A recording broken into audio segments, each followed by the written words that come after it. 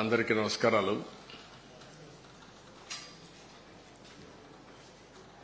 ఏదైతే ముఖ్యమంత్రిగా ప్రమాణ స్వీకారం చేసిన తర్వాత అనేక కార్యక్రమాలకు శ్రీకారం చుట్టి రాష్ట్రంలో 5 సంవత్సరాలు జరిగిన విధ్వంసం గాని, ఇంకొక పక్కన ఏ విధంగా రాష్ట్రం నష్టపోయింది అనే విషయాలు కూడా కూలంకుషంగా చర్చ జరగాల్సిన అవసరం ఉంది. ప్రజలైతే ఏకపక్షంగా ఎన్నికలు నడిపించారు. తెలుగుదేశం పార్టీ పెట్టిన తర్వాత ఇదొక హిస్టారికల్ ఎలక్షన్. ఆల్ ఇండియా లెవెల్లో కూడా ఇటీవల సీట్లు గెలవచ్చేమో గాని ఇంత పెద్ద విక్టరీ ఎక్కడా రాలేదు. ప్రజల్లో ఈ మార్పుకు కారణమేంటని అన్వేషిస్తే ఒక పక్క జరిగిన నష్టాన్ని గుర్తించారు, ఇంకొక పక్క ఇన్ని రోజులు ఏ విధంగా అణగదొక్కారో అవన్నీ కూడా భరించి ఒక ఫ్రస్ట్రేషన్ లో ముందుకు వచ్చే పరిస్థితికి వచ్చారు. ఈరోజు మీరు ఇక్కడున్నారు మీడియా, మనం 4th ఎస్టేట్ అని పిలుస్తాం. మొన్నటి వరకు అందరూ మిమ్మల్ని చూసి భయపడ్డారు కానీ మొట్టమొదటిసారిగా మీరు కూడా భయపడే పరిపాలన సాగింది. కనీసం ఫ్రీగా చెప్పుకోలేని పరిస్థితికి వచ్చేసారు మీరు. ఇంకా రాజకీయ పార్టీలైతే లెక్కలేనితనం వచ్చింది. ఇంకా అసెంబ్లీ నామమాత్రం అయిపోయింది. ఈవెన్ కోర్టుల్లో కూడా వాళ్ళను కూడా బ్లాక్ మెయిల్ చేసే పరిస్థితికి వచ్చారు. కోర్టులు కూడా అంటే మనం చూసాం, సోషల్ మీడియాలో పెట్టి జడ్జెస్ను కూడా క్యారెక్టర్ అసాసినేషన్ చేసే పరిస్థితికి వస్తే వాళ్ళు సిబిఐ ఎంక్వైరీ చేసే పరిస్థితికి వచ్చారు. ఏ విధంగా సోషల్ యాక్టివిస్ట్ అయితే ఇంకా మనం చూస్తున్న చాలా భయంకరంగా ఉంది. ఇవన్నీ ఒక ఎత్తు అయితే, మేము ఎన్నికల ముందు చెప్పాం రాష్ట్ర పునర్నిర్మాణం జరగాలని. దానికి మేమందరం కష్టపడి పనిచేస్తామని చెప్పాం. మొన్నటి వరకు చేసింది మేము రాజకీయ ఆరోపణలు చేశాం. మాకుండే అరాకొర సమాచారాన్ని బేస్ చేసుకుని, మాకుండే లిమిటెడ్ మెషినరీ, పార్టీ అడ్మినిస్ట్రేషన్లో ఉండే రిసోర్సెస్ అన్ని బేస్ చేసుకుని ప్రజా చైతన్యం తేవడం కోసం మీడియాలో మీరు రాసిన వార్తలు కూడా, టీవీల్లో మీరు చేసిన ప్రచారం కానీ, ప్రింట్ మీడియాలో మీరు రాసినట్టు కానీ, సోషల్ యాక్టివిస్టులందరూ సోషల్ మీడియాలో పెట్టినటువంటి వాస్తవాలన్నీ క్రోడీకరించి మేము కూడా మాట్లాడాం. అవన్నీ ఈరోజు ప్రభుత్వానికి వచ్చిన తర్వాత రెండు కూడా టాలీ చేసుకుని, ఇంకా మిస్సింగ్ లింక్స్ ఉంటాయి అవన్నీ కూడా ఎస్టాబ్లిష్ చేసి వాస్తవ పరిస్థితుల్ని ప్రజలకు తెలియజేసి వాళ్ళ సజెషన్స్ కూడా తీసుకొని, మేధావులు ఉన్నారు, లేకపోతే ఇంకొకరు ఉన్నారు, మీడియా ఉంది, ప్రజలున్నారు, స్టేక్ హోల్డర్స్ ఉన్నారు, అందరి సజెషన్స్ కూడా తీసుకుని ఏ విధంగా మనం ముందుకు పోవాలి, ముందు ఎంత డ్యామేజ్ జరిగింది రాష్ట్రానికి, మళ్లీ ఇక్కడి నుంచి ఏ విధంగా మనం కోలుకోవాలి అనే విషయాలు మేము ప్రిపేర్ చేసే మునుపు వేరే మార్గాలు లేవు. మళ్లీ ముందుకు పోవడం తప్ప వేరే ఆలోచన లేదు. ప్రజలు ఒక నమ్మకం పెట్టి మేము ఒకటే చెప్పాము ఎన్నికల్లో, ప్రజలు గెలవాలి, రాష్ట్రం నిలబడాలి.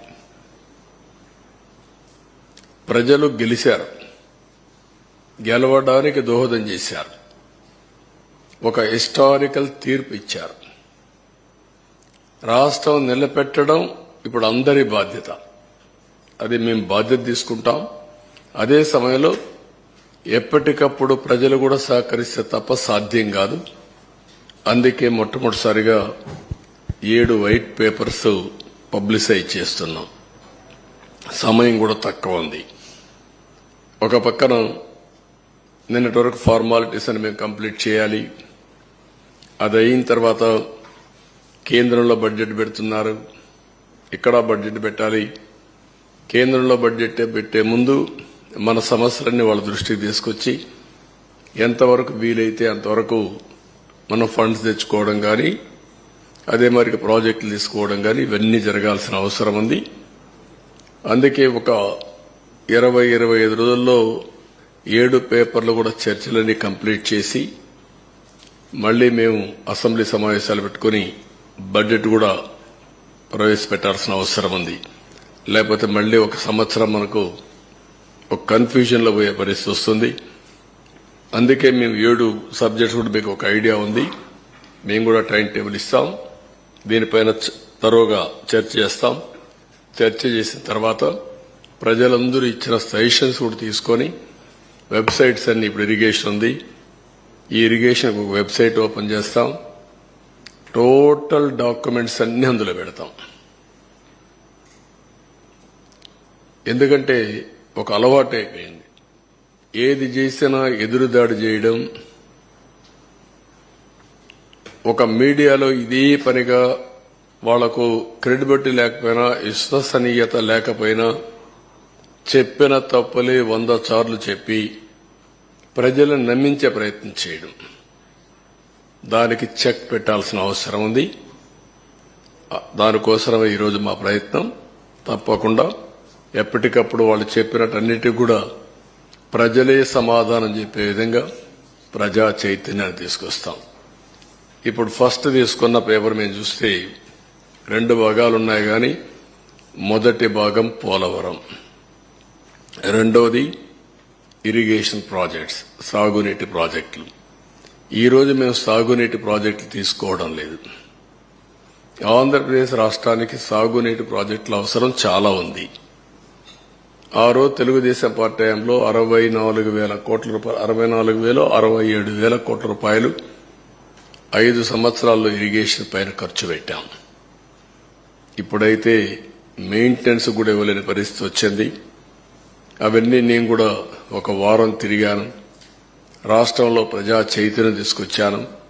ఆ విషయాలు మళ్లీ నేను మాట్లాడతాను. ఈ రోజు ప్రధానంగా పోలవరం ప్రాజెక్టు గురించి మనం టేకప్ చేస్తున్నాం. ఇప్పుడు మీరు ఒకసారి చూస్తే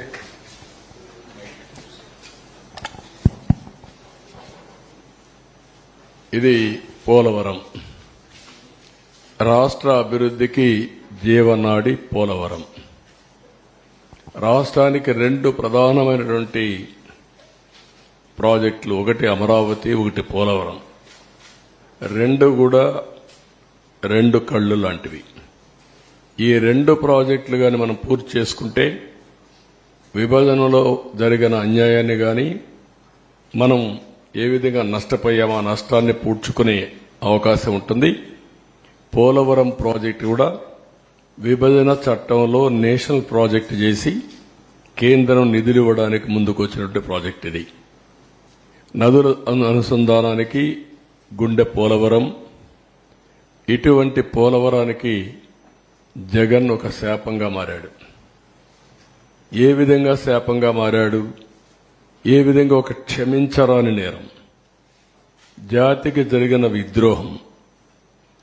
దీన్ని ఎవరైనా సరే రాజకీయాలకు అతీతంగా, కులాలకు అతీతంగా, మతాలకు అతీతంగా, ప్రాంతాలకు అతీతంగా నిర్మోహమాటంగా ఖండించాల్సిన అవసరం ఉంది. నిలదీయవలసిన అవసరం ఉంది. రాష్ట్రాన్ని నాశనం చేసే హక్కు ఎవరికీ లేదు. చేతకాకపోతే ఇంట్లో ఉండొచ్చు కానీ ఒక మభ్య పెట్టి పదవి పొంది తద్వారా మోసం చేయడం చాలా దారుణం. ఆ విషయం నేను మీ ద్వారా ప్రజల దృష్టికి తీసుకొస్తున్నాను. నెక్స్ట్, ఆంధ్రప్రదేశ్ వ్యవసాయ రాష్ట్రం.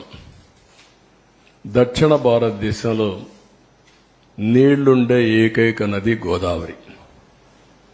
మనం లోయర్ రైపేరియన్ కింది రాష్ట్రంలో ఉన్నాం. మన దగ్గర నుంచి నీళ్లన్నీ సముద్రానికి వెళ్తాయి. దగ్గర ఆవరేజ్న 3,000 టీఎంసీ నీళ్లు తలసరి ప్రతి ఒక్క సంవత్సరం సముద్రంలోకి వెళ్లే పరిస్థితి ఉంది. ఈ నీళ్లన్నీ గాని ఉపయోగించుకుంటే రాష్ట్రాన్ని కరువు రహిత రాష్ట్రంగా, డ్రౌట్ ప్రూఫ్ స్టేట్ గా చేసేందుకు అవకాశం ఉంది. డెల్టా స్థిరీకరణతో పాటు ఉత్తరాంధ్ర, రాయలసీమ తాగునీరు, సాగునీరు దించే బహుళార్థ సాధక జాతీయ ప్రాజెక్టు. అదే మరిగా ఈ వరదలు ఇవన్నీ వచ్చినప్పుడు కానీ మామూలుగా కానీ జల విద్యుత్ హైడ్ అనేది చాలా ముఖ్యం. ఇప్పుడు సోలార్ విండ్ వచ్చింది. సోలార్ డే టైం వస్తుంది, విండ్ నైట్ ఈవినింగ్ టైం వస్తుంది. మిగిలిన గ్యాప్ ఏదైతే మనకు కొన్నిసార్లు కరెంటు కొరత ఉంటుంది, పీక్ లోడ్ ఫ్యాక్టర్, అప్పుడు ఈ హైడ్లు ఉంటే ఎప్పుడైనా ఆన్ చేసుకోవచ్చు, ఎప్పుడైనా ఆఫ్ చేసుకోవచ్చు. ఆ విధంగా కూడా హైబ్రిడ్ మోడల్ తేవడానికి ఐడిల్ పవర్ చాలా ఉపయోగపడుతుంది. అలాంటి ప్రాజెక్ట్ ఇది. దీన్ని మనం చూస్తే 2014లో రాష్ట్ర విభజన జరిగింది, కానీ చాలా నష్టపోయామని అందరికీ ఆవేదన ఉంది. కానీ ఆ నష్టం కంటే 1924లో జరిగిన జగన్ విధ్వంసం రాష్ట్రానికి శాపంగా మారింది. దానికంటే ఎక్కువ నష్టం జరిగింది. ఇది రాష్ట్రంలో ఉండే ప్రజానీకం అంతా కూడా చర్చ చేయాల్సిన అవసరం ఉంది. నెక్స్ట్, ఈ ప్రాజెక్టు ప్రొఫైల్ ఒకసారి మనం చూస్తే 194 టీఎంసీ నీళ్లు నిలవబెట్టే పరిస్థితి ఉంది. 322 టీఎంసీ నీళ్లు సద్వినియోగం, అంటే ఇప్పుడుండే కెనాల్స్ అన్ని ఉపయోగించుకుంటే. ఇంకా మనం గాని కరెక్ట్గా గాని ఆ కెనాల్స్ అవన్నీ చేస్తే సముద్రంలోకి పోయే నీళ్లు డైవర్ట్ చేయగలిగితే ఒక 500 లేకపోతే ఒక 700 టీఎంసీ నీళ్లు గాని డైవర్ట్ చేసుకుంటే రాష్ట్రంలో అన్ని ప్రాంతాల్లో అక్కడుండే నీరు ఇది కలుపుకుంటే కరువు అనే మాట ఉండదు. ఇది చాలా ముఖ్యమైన విషయం.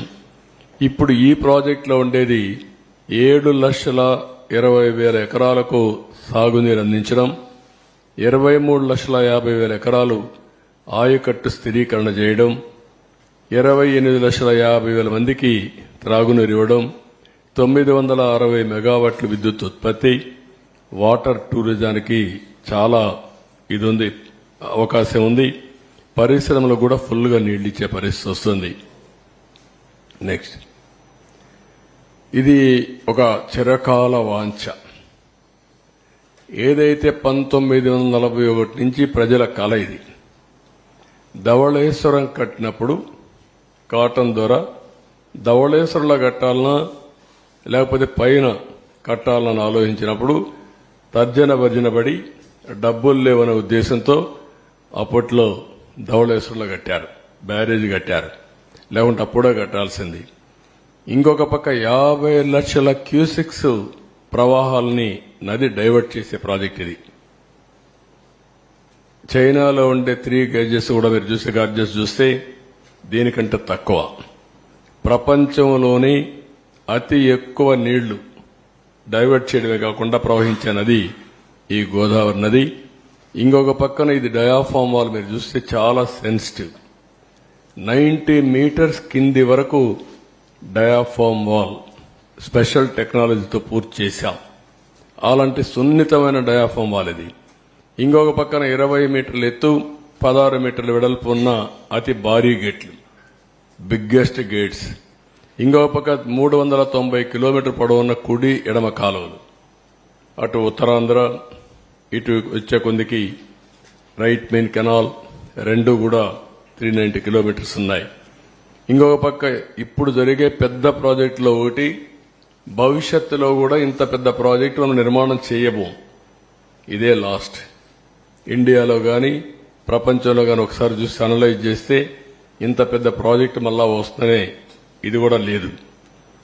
అదే మరి ఇంకొక పక్కన 24 గంటల్లో 32,315 క్యూబిక్ మీటర్ల కాంక్రీట్ పనులు చేసి గిన్నెస్ రికార్డు కూడా సాధించారు ఆ రోజు. ఈ రోజు చూస్తే ఏ ప్రాజెక్టులో నిర్వహించిన కాంక్రీట్ పనులు పోలవరంలో చేయడం జరిగింది.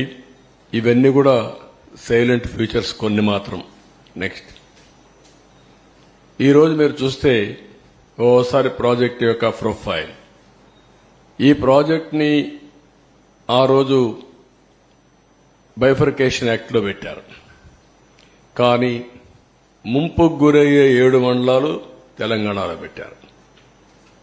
నేను ముఖ్యమంత్రిగా ఎన్నికయ్యాను, ఢిల్లీకి వెళ్లాను. ఆ రోజు కూడా ఎన్డీఏతో పొత్తుంది.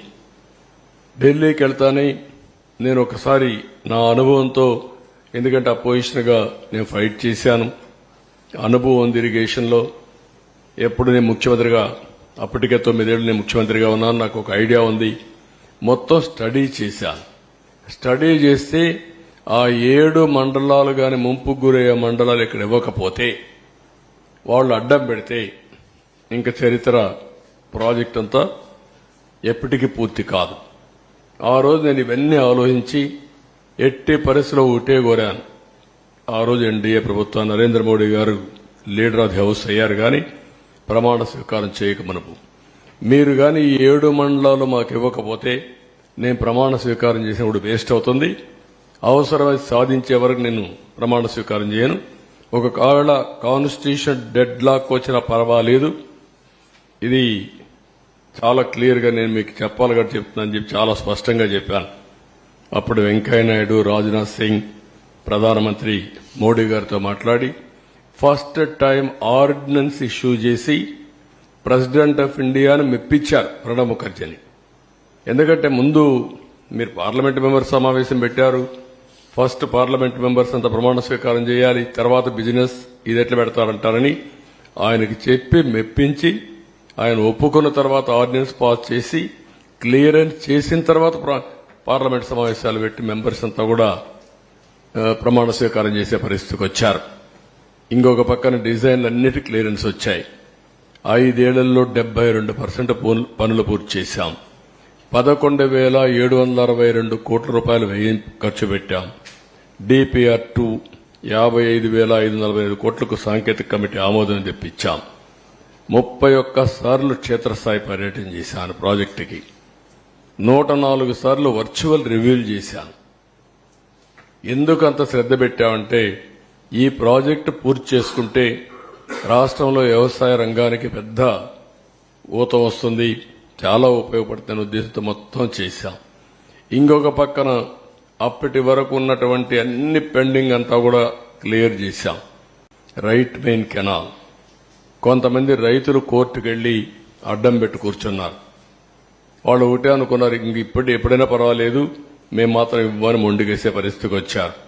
ప్రాజెక్టులో ఏదైతే మెయిన్ డ్యామ్ వస్తుందో ఆ ప్రాంతంలో కోర్టుకు వెళ్లి వాళ్ళు కూడా మేము వెకేట్ చేయమన్నారు. మామూలుగా ఎవరికైనా సరే ప్రాజెక్టులో పునరావాసం ఇచ్చి R&R డబ్బులు ఇచ్చి ప్యాకేజ్ ఇచ్చి వాళ్ళకి ఇండ్లు కట్టిన తర్వాతనే అది మనం అక్వైర్ చేసే అవకాశం ఉంటుంది. అవన్నీ వార్ ఫుటింగ్లు చేసి వాళ్ళని కన్విన్స్ చేసి మొత్తం క్లియర్ చేసి ప్రాజెక్ట్ ని 5 ఏళ్లలో 72% పూర్తి చేశాం. నెక్స్ట్ ఇక్కడ మీరు చూస్తే సివిల్ వర్క్స్ 71.93. వీళ్ళు వచ్చిన తర్వాత వీళ్ళు చేసింది less than 4%, 3.8 or 7, 75.77. PIP head works 65.6 అయితే 72.63. పిఐపి ఆర్ఎంసీ 91.14 ఉంటే 92.75. ఎల్ఎంసీ లెఫ్ట్ మెయిన్ కెనాల్ 70.99 ఉంటే 73.07.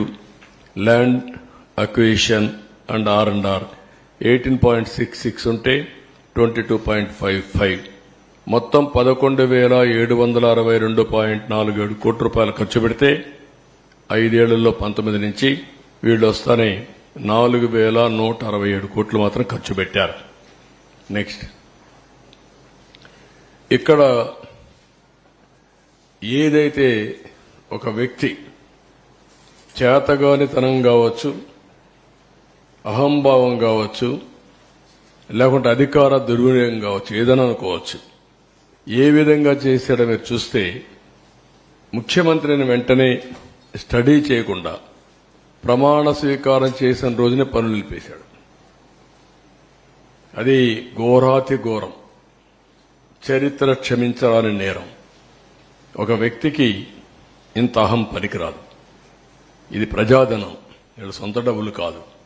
ప్రాజెక్టులు ఏముంది, ఇది ఎన్ని నీళ్లు వస్తాయి, ఈ పనులు ఏ స్టేజ్లో ఉన్నాయి, ఇప్పుడు ఏం చేయాలని ఆలోచించకుండా కనీసం విజిట్ చేయకుండా ప్రమాణ స్వీకారం చేస్తానే పనులు నిలిపేశాడు. ప్రత్యామ్నాయ ఏర్పాట్లు చేయకుండా పనిచేసే ఏజెన్సీలు తీసేశాడు, కాంట్రాక్టర్లు తీసేశాడు, ఆఫీసర్లు తీసేశాడు. 19 జూన్ నుంచి 19 నవంబర్ వరకు ఏజెన్సీనే లేదు. 20 నవంబర్కి ఏజెన్సీ వచ్చింది. కాంట్రాక్ట్ పిలిచారు కానీ వాళ్ళు వర్క్ రిజ్యూమ్ చేసింది 20 నవంబర్. అంటే 2 సీజన్లు. ఎప్పుడు కూడా జూలై నుంచి వర్షాలు వస్తాయి, నవంబర్ వరకు వర్షాలుంటాయి. గోదావరి ఫుల్ స్వింగ్ లో వస్తుంది. ఓసారి 50 లక్షలు అంటే మాక్సిమం వస్తే 50 లక్షలు, 20, 30, 40 లక్షలు వచ్చే సందర్భాలు కూడా ఉన్నాయి. దీంతో మీరు చూస్తే ఇక్కడికి వచ్చినప్పుడు మొత్తం సమర్థులైన అనుభవం ఉన్న అధికారులందరినీ బదిలీ చేసేశారు ఏకపక్షంగా. 20 ఆగస్టులో వచ్చిన వరదల్లో డయాఫామ్ వాళ్ళు దెబ్బతిందని హైదరాబాద్ ఐఐటి నిపుణులు రిపోర్ట్ ఇచ్చారు. కాఫర్ డ్యాం గ్యాపులు పూర్తిగా చేయకపోవడమే కారణం కూడా చాలా స్పష్టంగా చెప్పారు. డయాఫామ్ వాళ్ళు దెబ్బతిన్న 2 ఏళ్ల తర్వాత తెలుసుకున్నటువంటి ఒక బ్లైండ్ గా, అంటే వీళ్ళు ఎక్కడ పడుకున్నారో ఏం చేశారో తెలియని పరిస్థితి 2 ఇయర్స్ తర్వాత మెలుకునే పరిస్థితికి వచ్చింది. మనం అందరికి కూడా డార్క్ లో ఉన్నాం, ఎవరికీ తెలియదు ఆ ప్రాజెక్ట్ ఏమైందని కూడా. అలాంటి పరిస్థితులు తీసుకొచ్చే పరిస్థితికి వచ్చారు. నెక్స్ట్, ఇక్కడ ప్రత్యామ్నాయం ఏర్పాటు చేయకుండా జీవోలన్నీ మీకు అందరికి ఇస్తాం, మీరు స్టడీ చేయండి. ఇప్పటికే స్టడీ చేశారు, అది స్టడీ చేసి ప్రాపర్ గా ప్రజలకు చెప్పే బాధ్యత మనందరిపైన ఉంది. నెక్స్ట్, ఇక్కడ మీరు చూస్తే ఆగస్టు 13న పీపీఏ మీటింగ్ జరిగింది, పోలవరం ప్రాజెక్ట్ అథారిటీ మీటింగ్. ప్రస్తుతం ఉన్న కాంట్రాక్టర్ పనితీరు సంతృప్తిగా ఉంది, మార్చాల్సిన అవసరం లేదు. 2009లో కాంట్రాక్టర్ మార్చడం వల్ల హెడ్ వర్క్స్ నిలిచిపోయాయి, ఇప్పుడు అదే పరిస్థితులు ఎత్తే ప్రమాదం ఉందని చెప్పారు. 2009లో మీరు ఒకసారి చరిత్ర గుర్తుపెట్టుకోవాల్సిన అవసరం ఉంది. అప్పుడు కూడా ఇదే మరియు స్వార్థంతో చేశారు. 2005, 2006 ఆ ప్రాంతంలో ఈ ప్రాజెక్టు ప్రారంభించారు. ప్రారంభిస్తే రాజశేఖర్ రెడ్డి ముఖ్యమంత్రిగా వర్క్స్ అవార్డు చేశాడు. అవార్డు చేసిన తర్వాత ఆయన కాంట్రాక్టర్లకు కావాలనే ఉద్దేశంతో ఆ కాంట్రాక్టర్ బలవంతంగా చేపించి ప్రీ క్లోజర్ చేసి వాళ్ళని పంపించేసి ఆయన బతుకున్నంత వరకు మళ్ళా టెండర్ పిలవలేకపోయాడు. ఆ డిలే 2014లో కిరణ్ కుమార్ రెడ్డి ముఖ్యమంత్రి అయిన తర్వాత ఒకసారి టెండర్ పిలిచారు. 2009లో ఎలక్షన్ ముందు ఎలక్షన్లు అవుతానే పిలిచారు, కానీ అప్పుడు కూడా ఏం చేయలేకపోయారు. 14 వరకు వెళ్ళింది. 13, 14 ఆ ప్రాంతంలో కిరణ్ కుమార్ రెడ్డి ముఖ్యమంత్రిగా ఉన్నప్పుడు మళ్లీ ఈ టెండర్ పిలిచి ఏజెన్సీకి అప్పచెప్పే పరిస్థితికి వచ్చారు. అందుకే చాలా సున్నితమైన ప్రాజెక్ట్ అనే ఉద్దేశంతో, ఇది కేంద్ర ప్రభుత్వానికి సంబంధించిన ప్రాజెక్ట్ అనే ఉద్దేశంతో ఆ టెండరు ఎవరైతే కాంట్రాక్టర్ ఇబ్బందులున్నా ఎక్కడికక్కడ కన్విన్స్ చేసి ఆ పనులు చేసుకుంటూ వచ్చాం తప్ప ఏకపక్షంగా ఎక్కడికి వెళ్లలేదు. ఈయన చేసింది ఏకపక్షంగా పోయి మొత్తం ఇది దెబ్బతినే పరిస్థితి వచ్చింది. ఈ విషయాలు చాలా స్పష్టంగా వాళ్ళు చెప్పారు. నెక్స్ట్, ఇంకొక పక్కన కొత్త కాంట్రాక్టర్ మార్చడం వల్ల 10 నెలలు పైగా పనుల్లో జాప్యం జరుగుతుంది. ఒకే పనిని 2 ఏజెన్సీలు ఆ పని నాణ్యతలో ఇబ్బంది వస్తే ఎవరు బాధ్యత వహిస్తారు? అందువల్ల కాంట్రాక్టర్లు మార్చవద్దు. పాత కాంట్రాక్టర్ ఎప్పుడు కూడా ఏ పని చేసినా గ్యారంటీ ఇవ్వాలి. ఆ గ్యారంటీ ఇన్ని సంవత్సరాలను ఇస్తారు. ఆ గ్యారంటీ ఇచ్చిన తర్వాత పాత కాంట్రాక్టర్ని మారిస్తే కొత్త కాంట్రాక్టర్ వస్తే ఇద్దరిలో ఏదైనా ఇబ్బందులు వస్తే ఎవరు రెస్పాన్సిబుల్? అకౌంటబిలిటీ ఎవరిది? జవాబుదారీతనం ఎవరు? అది ఫిక్స్ చేయలేము, కాబట్టి మీరు మార్చొద్దండి అని చాలా స్పష్టంగా చెప్పారు. అయినా కూడా వినకుండా మొండిగా ముందుకు పోయారు. నెక్స్ట్, ఇక్కడ కాంట్రాక్ట్ని మార్చడం, ముందు చూపు లేకపోవడం, సరైన సమయంలో పనులు చేయకపోవడం, చేసే పనుల్లో జాప్యం వంటి కారణాల వల్ల నిర్మాణంలో తీవ్రంగా జాప్యం జరుగుతుందని కావున ఏజెన్సీలు మార్చవద్దని మళ్లీ 16/8/19 చెప్పారు. ముందు లెటర్లు రాశారు, మళ్లీ వీళ్ళు ఇది కూడా చెప్పారు. ఇంకొక పక్కన మీరు చూస్తే గవర్నమెంట్ ఆఫ్ ఇండియా ఇది పీపీఏ చేసింది. ఇది secretary government of India chief ఇంజనీర్కి ఒక లెటర్ రాశాడు. ఇతను రాసింది హౌఎవర్ లెటర్ ఎలాబొరేట్గా ఉందో అంతా మొత్తం చదవడం లేదు. Please recall discussion during the 10th emergency meeting of the PPA held on 13th August 19 mainly to discuss the issues of pre-closure of present contracts of the Polavaram project and retendering of the balance works. Last lo enni cheptu, however, in the meanwhile, it is my humble advice to abandon the idea of pre-closure and retendering of the works in the best interest of the project, or at the least keep it the same in abeyance till a considered view is taken by Government of India in the matter. ఇంత స్పష్టంగా అంబుల్, చాలా అతను ఎంత అంబుల్ advice ఇది చెప్పితే ఇది కూడా లెక్క పెట్టుకోకుండా ప్రాజెక్ట్ని కాంట్రాక్ట్ని క్లోజ్ చేసి మేము క్లోజ్ చేశాం, మాకు అన్నీ తెలుసు అనే అజంతో ఇష్టానుసారంగా చేసి టెండర్ మార్చిన తర్వాత, ఏజెన్సీ మార్చిన తర్వాత దాన్ని యాక్సెప్ట్ చేయమని గవర్నమెంట్ ఆఫ్ ఇండియాకు పీపీఏకి పంపించే సాహసం చేశారు. నెక్స్ట్, దీనివల్ల పర్యవసానం చాలా క్లియర్గా నీతి ఆయోగ్ ఒక నిపుణుల కమిటీ వేసింది, ఐఐటి హైదరాబాద్. దాంట్లో పేజ్ నెంబర్ 38 మీరు ఒకసారి చదువుకోవచ్చు క్లియర్గా. ఇక్కడ చూస్తే even though about 20 lakh cubics of flood in 2020 has caused havoc through deep scoring, length about 150 meters, level about -22 meters at 3 locations near to the ECRF dam, that is Coffer Dam Gap 1 and Gap 2. This cannot be considered under force majeure category. The reasons for this distinction can be attributed to inefficient planning due to untimely closure of gaps in the Coffer Dam. ఏవైతే copper dam లో చిన్న gap ఉందో ఆ ఏజెన్సీని మార్చకపోతే rainy season లోపల, flood వచ్చే లోపల అది close చేయాల్సిన బాధ్యత ఆయన పైన ఉంది. ఆ సమయంలో మార్చేశారు. ఆ సమయంలో మార్చి మళ్ళా డిపార్ట్మెంట్ లెటర్స్ రాశారు, ఈ టైంలో క్లోజ్ చేయకపోతే ప్రమాదం వస్తుంది అని చెప్పారు. అయినా పట్టించుకోలేదు, ఎవ్వడూ పట్టించుకోలేదు. దాని పర్యవసానం మీరు చూస్తే చాలా. ఇంకా నెక్స్ట్, దీంతో ఈరోజు డయాఫామ్ వాల్ 3 మేజర్ డ్యామేజ్ జరిగాయి. కాంక్రీట్ వర్కులు మాత్రం స్పిల్వే మిగిలింది, డయాఫామ్ వాల్ డ్యామేజ్ అయింది. ఇంకొక పక్కన కాఫర్ డ్యాములు up stream, down stream 2 damage అయినాయి. మూడోది గైక్ బెండ్ డ్యామేజ్ అయింది. గ్యాప్ 1 ఏదైతే ఉందో ఈసీఆర్ఎఫ్ డ్యామ్కి వచ్చేది, అది కూడా సగం 3/4 కొట్టుకోబోయే పరిస్థితికి వచ్చింది. ఇప్పుడు ఎంత డ్యామేజ్ జరిగిందంటే డయాఫామ్ వాల్ 2018లో 436 కోట్లకు పూర్తి చేశాం. ఇప్పుడు డయాఫామ్ వాల్ రిపేర్ల కోసం కొన్ని రింగ్ బండ్లేసి అక్కడెక్కడ 3-4 ప్లేసుల్లో 33% రిపేర్లు చేయాలి. దాని ఖర్చు 447 కోట్లు. అది రిపేర్ చేస్తాం. అప్పటికి పర్మనెంట్ గా సొల్యూషన్ వచ్చిందంటే మేము చెప్పలేమంటున్నారు. అది కాకుండా ప్యారలల్ గా ఇంకొక కొత్త డయాఫామ్ వాల్ కట్టాలంటే 990 కోట్లు. మళ్లీ 2 సీజన్లు కావాలి. అది కూడా సక్రమంగా చేస్తే 2 లేకపోతే 3-4 సీజన్లు అవుతుంది. అంటే 3-4 సీజన్లు డయాఫామ్ వాల్ కట్టాలి. దానిపైన కాఫర్ డ్యామ్లోనే ప్రాబ్లమ్స్ ఉన్నాయి, దానిపైన ఈసీఆర్ఎఫ్ కట్టాలి, ప్రాజెక్టు పూర్తి కావాలి.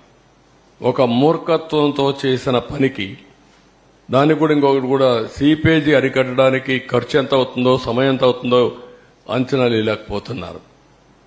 ఇక్కడ 2 ఉన్నాయి.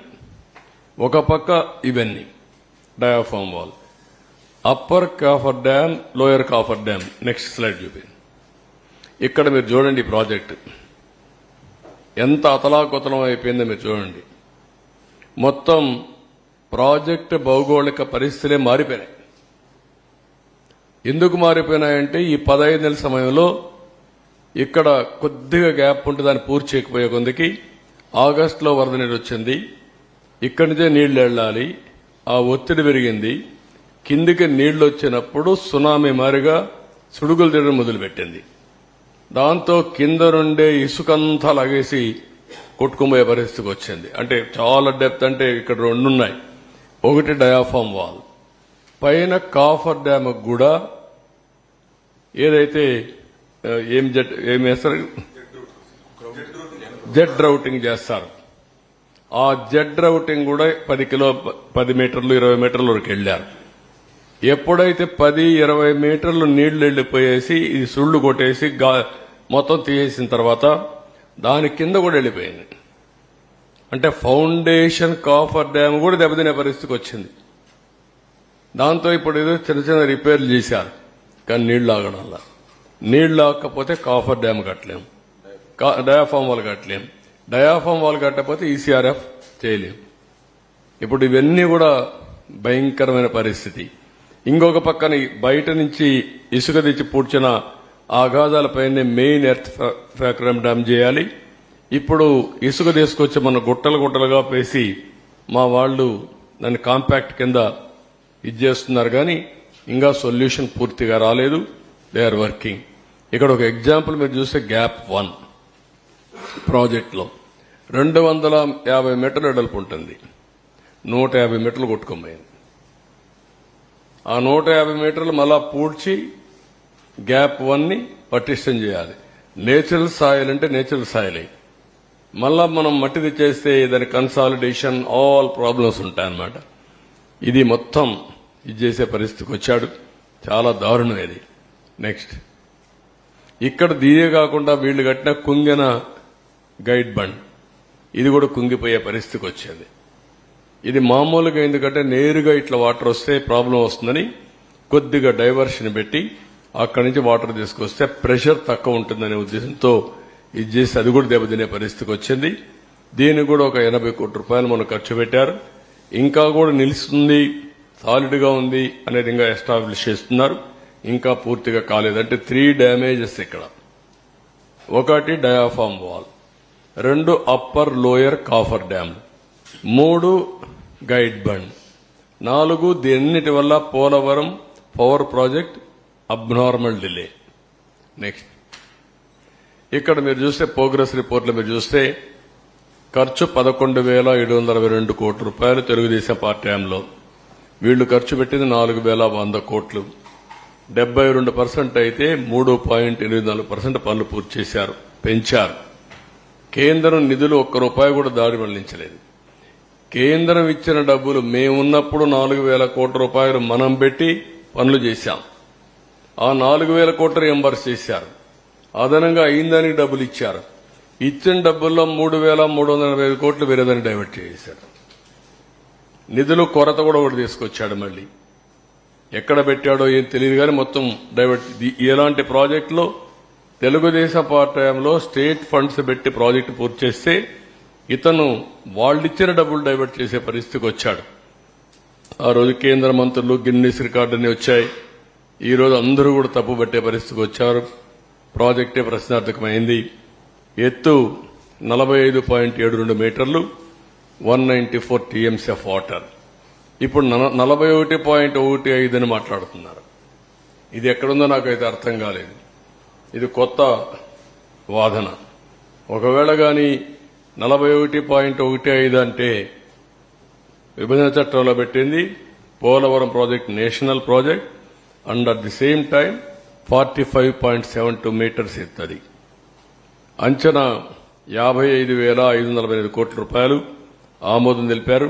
ఇప్పుడు ఏమైందో అది కూడా అర్థం కాని పరిస్థితి. ఆ రోజు పర్యాటక కేంద్రంగా ఎవ్రీడే అందరూ చూశారు. ఇప్పుడు ఒక ప్రొహిబిటెడ్ ఏరియాగా తయారైపోయింది. ఆ రోజు 4,144 కోట్ల రూపాయలతో కాల్ నిర్మాణం, ముంపు గ్రామాలకి బాధితులకు అండగా అన్ని చేశాం. ఈ రోజు 1,687 కోట్లు మాత్రం ఖర్చు పెట్టారు. ఇవన్నీ చూసి అక్కడ ఎవరైతే తెలంగాణ నుంచి ముంపుకు గురైన మండలాలన్నీ మేము తెలంగాణకు వెళ్లిపోతాం, మమ్మల్ని పంపించమనే పరిస్థితికి వచ్చారు. అంటే ఆందోళన కూడా చేసే పరిస్థితికి వచ్చారు. ఇలాంటి చాలా జరిగాయి. నెక్స్ట్, ఇది మీకు ఒక ఐడియాకి 4,908 కోట్ల రూపాయలు ఖర్చు పెట్టి పోలవరానికి మనం ప్రాధాన్యత ఇచ్చాం. వాళ్ళు డబ్బులు ఇవ్వకపోయినా ప్రాజెక్టు ఆగకుండా పోయాం. వీళ్ళు వస్తానే 3,385 కోట్లు వాళ్ళు ఇచ్చిన డబ్బులను డైవర్ట్ చేశారు. That is the difference. Next, ఇవన్నీ మీరు చూస్తే ఎన్నో హామీలు ఇచ్చాడు. ఎకరాకు 19 లక్షలు ఇస్తా అన్నాడు, ఒక్క రూపాయి ఇవ్వాల. ఎకరాకి అదనంగా 5 ల్యాండ్ అక్విజిషన్ అయిన వాళ్ళకు కూడా 5 లక్షలు ఇస్తా అన్నాడు, ఒక పైసా ఇవ్వాల. ఇంకో పక్క సకల వసతులతో పునరావాస కాలనీలు కడతా అన్నాడు. తెలుగుదేశం పార్టీ కట్టిన ఇళ్లు తప్ప ఒక్క ఇల్లు కొత్తగా నిర్మాణం చేసిన పరిస్థితులు లేడు. అంటే ఎన్ని అబద్దాలు చెప్పాలనో ఓట్ల కోసం అన్ని అబద్దాలు చెప్పి వచ్చిన తర్వాత తప్పించుకోవడం అనేది ఇది ఒక ఉదాహరణ మాత్రం. నెక్స్ట్, ఈరోజు నేను ముందే చెప్పాను, 4,114 కోట్ల రూపాయలు పునరావాసానికి ఖర్చు పెడితే one of the best model colonies నిర్మాణం చేశాం. ఎక్సలెంట్ ఇన్ఫ్రాస్ట్రక్చర్ పెట్టాం. అవన్నీ ఎక్కడికక్కడ వదిలేసే పరిస్థితికి వచ్చారు. నెక్స్ట్, వీళ్లు చేసిన ప్రకటన మీరు ఒకసారి చూస్తే, మొదటి ప్రకటన 2021 జూన్ నాటికి పూర్తి, రెండో ప్రకటన 2021 డిసెంబర్ నాటికి పూర్తి, మూడో ప్రకటన 2022 జూన్ నాటికి పూర్తి, 4 డిసెంబర్ నాటికి పూర్తి 2022, ఐదోసారి ఎప్పటికవుతుందో మాకు తెలియదు, ముంచేశారు. ఇప్పుడు ఈ ప్రాజెక్టుకి ఏ పరిస్థితి వచ్చిందంటే, కేంద్రం ఇంటర్నేషనల్ ఎక్స్పర్ట్స్ ఇన్వైట్ చేసింది. మొన్నే ఒక జీవో ఇష్యూ చేశారు. అమెరికా నుంచి 2, కెనడా నుంచి 2 ఎక్స్పర్ట్స్ ని పెట్టి ఎవ్రీ మంత్ 10 days ఇక్కడ ఉండి ఏ అధ్యయనం చేసి రికమెండేషన్లు ఇమ్మని, ఎట్లా కాఫర్ డ్యామ్ని రెక్టిఫై చేయాలి, డయాఫామ్ వాల్ ఏ విధంగా చేయాలి, ప్రాజెక్ట్ యొక్క సేఫ్టీ ఏంటి, వాళ్ళందరితో రికమెండేషన్లు తీసుకుని ముందుకు పోవాలని ఉద్దేశంతో పిలిచారు. ఈ మంత్ గాని ఫస్ట్ వీక్ గాని వచ్చే అవకాశం ఉంది. వాళ్ళు వస్తానే వాళ్ళు కూడా అధ్యయనం చేసిన తర్వాత కొంత క్లారిటీ వస్తుంది. అంటే ఇక్కడుండే CWC central water works department commission, central water commission చేతులు తీసే పరిస్థితికి వచ్చారు. కాబట్టి ఇంటర్నేషనల్ ఎక్స్పర్ట్స్ కూడా పెట్టి వీళ్లు వాళ్ళు కూర్చొని, ఎందుకంటే బిగ్ ఇష్యూ సేఫ్టీ ఇష్యూ, అలాంటి సేఫ్టీ ఇష్యూస్ కాంప్రమైజ్ అయితే ఇబ్బంది వస్తున్న ఉద్దేశంతో వీళ్ళందరినీ పిలిచారు. వాళ్ళందరూ వచ్చిన తర్వాత ఒక అవగాహన వస్తుంది. తర్వాత ఏం చేయాలో మనం ఆలోచించడానికి ఒక ఇది వస్తుంది. ఇది ఈరోజు చూస్తే మీరు హైడల్ ప్రాజెక్ట్ మొత్తం 2020 నాటికే పూర్తయ్యేది. ఈ రోజుటి వరకు ఇది పూర్తి కాలేదు కాబట్టి మినిమం 3,000 కోట్ల రూపాయల నష్టం వచ్చింది, ఆపర్చునిటీ కాస్ట్. అది వచ్చుంటే ఒక 3,000 కోట్ల రూపాయలు ప్రభుత్వానికి ఆదా వచ్చేది. 960 మెగావాట్లు పవర్ జనరేట్ అయ్యేది. నెక్స్ట్, ఊరికే మా వాళ్ళు లెక్కేశారు కానీ ఇది కరెక్ట్ కాదు. దానికి కూడా ఈ రోజు మొత్తం 4,900 కోట్ల రూపాయలు అదనంగా అవుతుందని. 4,900 కోట్లు, దాంతో మళ్ళా ఒకసారి చూస్తే ప్రాజెక్ట్ ఎక్స్క్లవేషన్ 38%. ఎవ్రీ ఇయర్ డిలే అయితే ఆ ప్రాజెక్ట్ మళ్ళా పెరుగుతా వస్తుంది, కాస్ట్ పెరుగుతా వస్తుంది. ఇప్పటికి 38% పెరిగిందని కాస్ట్. ఇంకొక పక్కన ఐడిల్ ప్రాజెక్ట్ వల్ల 3,000 కోట్లు, వ్యవసాయానికి నీరు అందకుండా పోయిందాని వల్ల ఒక 45,000 కోట్లు. ఇవన్నీ కూడా ఆపర్చునిటీ కాస్ట్ లో జీఎస్డీపీ, రైతుల ఆదాయం మొత్తం తగ్గిపోయే పరిస్థితి వస్తుంది. ఒక ప్రాజెక్ట్ వస్తే ఏ విధంగా లాభాలు వస్తాయి, ఏ విధంగా జీఎస్డీపీ పెరుగుతుంది, ఏ విధంగా పర్సనల్ ఇన్కమ్ పెరుగుతుంది అని ఒక ఉదాహరణ. ఆ రోజు కావాలని చెప్పి మాట్లాడింది అవినీతి జరిగిందని. అవినీతి జరిగిందని ఎంక్వైరీల మీద ఎంక్వైరీలు వేశారు. ఎక్కడా వీళ్ళ మనుషులను బంధువుని పెట్టుకున్నాడు, కానీ ఎక్కడా ప్రూవ్ చేయలేకపోయాడు. కడాన కేంద్ర ప్రభుత్వం కూడా పార్లమెంట్లో చెప్తూ ఎలాంటి అవినీతి జరగలేదని చాలా స్పష్టంగా సమాధానం చెప్పి ఢిల్లీ హైకోర్టు కూడా అఫిడవిట్ వేసినప్పుడు చాలా స్పష్టత ఇచ్చారు. దీంట్లో ఏమాత్రం అవినీతి జరగలేదు, చాలా స్పష్టంగా క్లియర్ గా ఉందని చెప్పి చాలా క్లియర్ సర్టిఫికెట్ ఇచ్చే పరిస్థితికి వచ్చారు. అంటే ఒక వ్యక్తి పిచ్చి కుక్క అని అరిసి మంచి కుక్కను చంపేసినట్టు ఒక మంచి ప్రాజెక్ట్ని అవినీతి జరిగిందని నెపం పెట్టి ప్రాజెక్ట్ని మొత్తం కూల్చేసే పరిస్థితికి వచ్చాడు. ఒక దుర్మార్గమైన చర్య ఇది. ఇది చూస్తే చాలా ఆవేదన, బాధ, ఓసారి ఇరిటేషన్, కోపం కూడా వస్తుంది. 5 ఏళ్లు కష్టపడ్డాం. కష్టం మొత్తం బూడిదలో పోసిన పన్నీరైంది. కనీసం అప్పుడు ఒక స్పష్టత ఉంది. ప్రాజెక్టుకి ఇవి చేయాలి, ఈ కోర్టులో ఇది వికెట్ చేయించాలి, ఈ ఇంజనీర్లు రికమెండేషన్ ఇచ్చారు, ఈ రికమెండేషన్ ప్రకారం ఫౌండేషన్ వేయాలి, ఓకే ఈ కాంట్రాక్ట్ సరిగా లేడు, ఆ కాంట్రాక్ట్ డబ్బులు ఇవ్వాలి, డయాఫామ్ వాల్ కట్టినప్పుడు కాంట్రాక్టర్ డబ్బులు ఇవ్వలేదని ఆ డయాఫామ్ వాల్ అతనికి నాకు ఫిర్యాదులు వస్తే కేబినెట్లో కూడా చర్చించి ఆయనకు ఆ వర్క్కు ఎంత ఇవ్వాలనో ఈ కాంట్రాక్టర్కి ఇవ్వకుండా నేరుగా అతనికి ఇచ్చి 2 సీజన్లో పూర్తి చేయించాం. అలాంటి నిర్ణయాలు చాలా చేశాం. ఈరోజు అవన్నీ తలుచుకుంటే బాధేస్తుంది, గుండె తరక్కపోతుంది. రాష్ట్రానికి జరిగిన అన్యాయం, దుర్మార్గమైన చర్య, నీతిమాలిన చర్య. దాంతో ఇప్పుడు ఏం చేయాలి? ఒకసారి అయితే గడ్కరీ, ఇప్పుడు కూడా నాకు జ్ఞాపకం, దీపావళి అనుకుంటాను, పండగ రోజు ఆయన ఇంటికి పోయాను. నేను అమెరికాకు పోతూ ఆయన ఇంటికి వెళ్లి రిక్వెస్ట్ చేసి తర్వాత అమెరికాకి వెళ్ళాను. ఒకసారి గడ్కరీ, అదే మాదిరిగా అరుణ్ జైట్లీ ఫైనాన్స్ మినిస్టర్ ఇద్దరు ఉండి ఒక తెల్లవారితో నాకు సాయంత్రం మీ ప్రాజెక్టులో అన్నీ ఓకే గాని ల్యాండ్ ఎక్విజిషన్కి సంబంధం లేదు, మాకేం సంబంధం లేదన్నారు.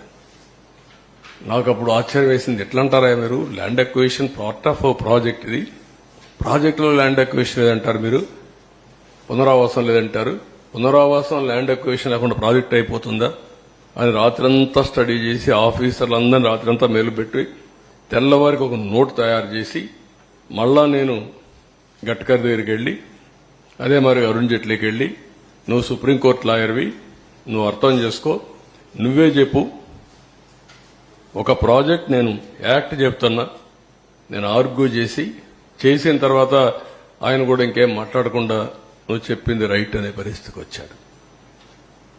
అంటే ఎంత కష్టపడ్డాం, ఎంత శ్రమపడ్డాం, ఏ విధంగా ఒక్కొక్కరిని కన్విన్స్ చేశాం, ఎన్ని అవరోధాలని స్టెప్ బై స్టెప్ దాటుకుంటూ వచ్చాం, ఏ విధంగా పూర్తి చేసినాం అనుకున్నప్పుడు ఇప్పుడు జరిగింది చూసి చాలా బాధేస్తుంది.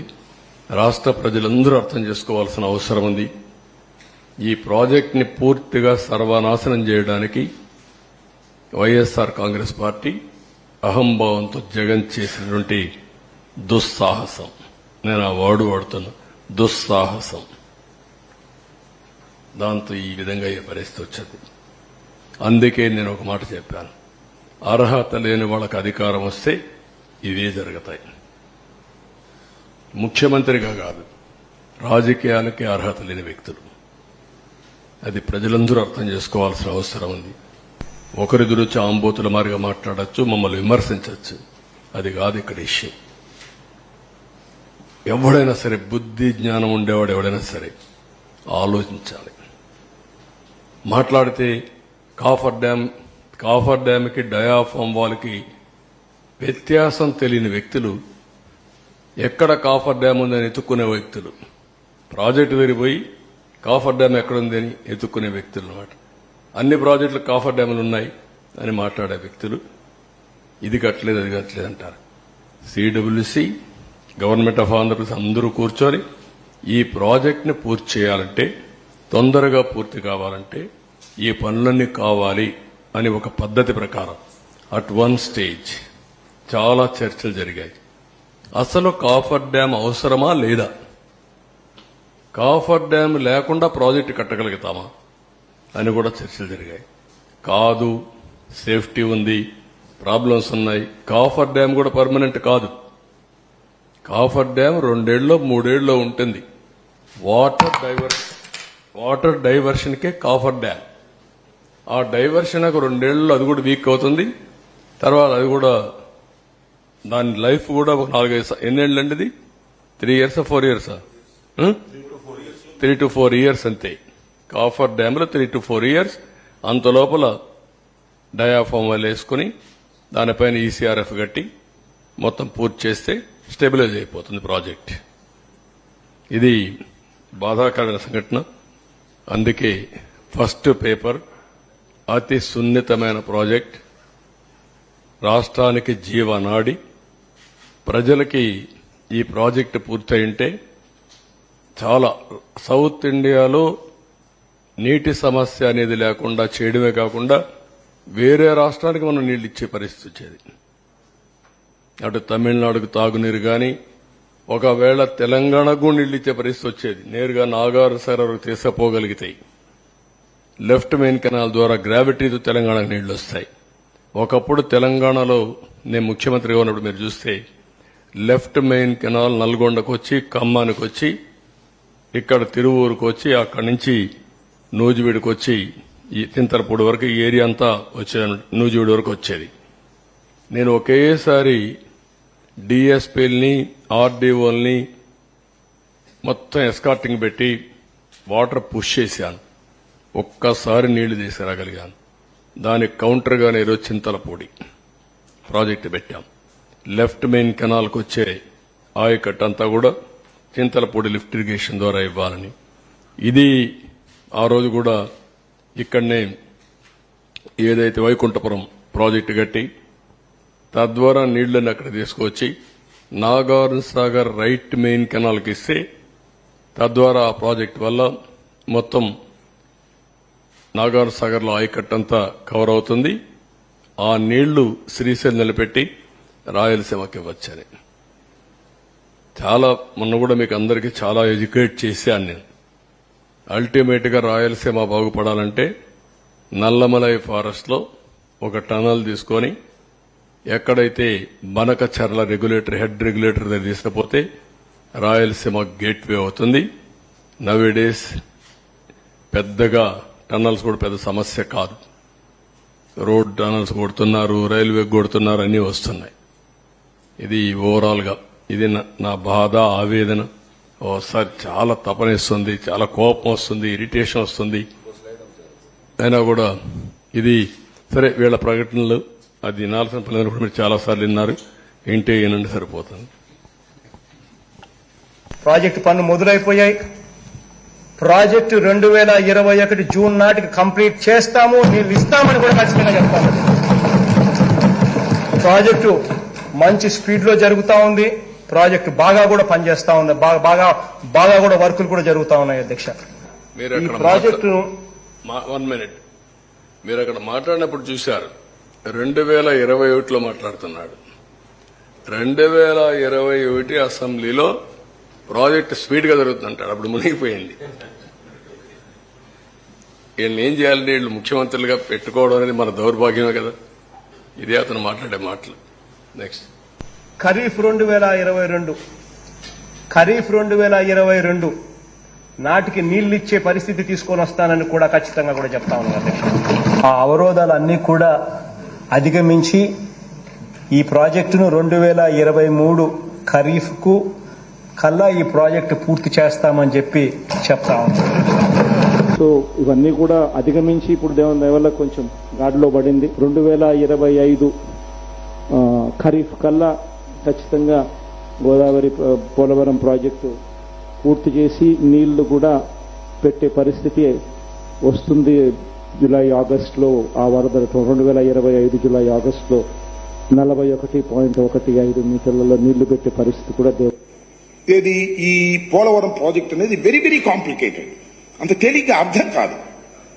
ఏంటి అంత అర్థం కాదని గట్టిగా చెబుతున్నారంటే నాకు అర్థం కాలేదు. కాబట్టి నేను అనేక సార్లు విజిట్ చేసి స్టడీ చేసి అనేక మంది అడ్వైజర్తో మాట్లాడిన తర్వాత నేను నిర్ణయం తీసుకున్నా, ఇది ఇప్పుడు పూర్తయ్యేది కాదు అని చెప్పిన మొదటి వ్యక్తిని నేను.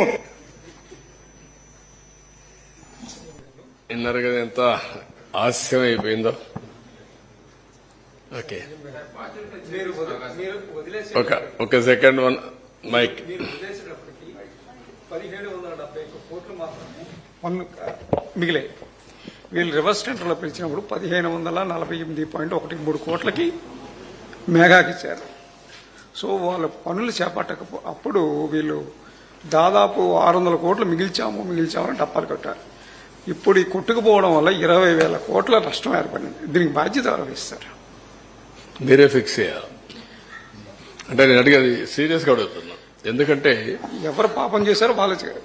అదే దాన్ని ఏ విధంగా ఫిక్స్ చేయాలి ప్రజలందరూ ఆలోచించాలి. అక్కడ చర్యలుంటే యాక్షన్ కూడా తీసుకోవడం చాలా అవసరం. అదర్వైజ్ ఒక వ్యక్తి రాష్ట్రానికి ఇంత నష్టం చేయడం చాలా దుర్మార్గం. ఇది ట్యాక్స్ పేయర్స్ మనీ. ఎవరు ఖర్చు పెట్టినా మీరు నేను ట్యాక్స్ కడితే ఆ డబ్బులే ఖర్చు పెడతాం.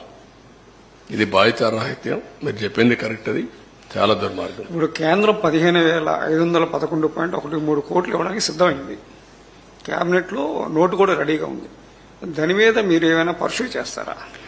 నేను పర్సూ చేయడం డెఫినెట్గా చేస్తాను. ఒకటి టెక్నికల్ గా వేర్ ఆర్ వి, నేను మీకు చాలా స్పష్టంగా చెప్పాను.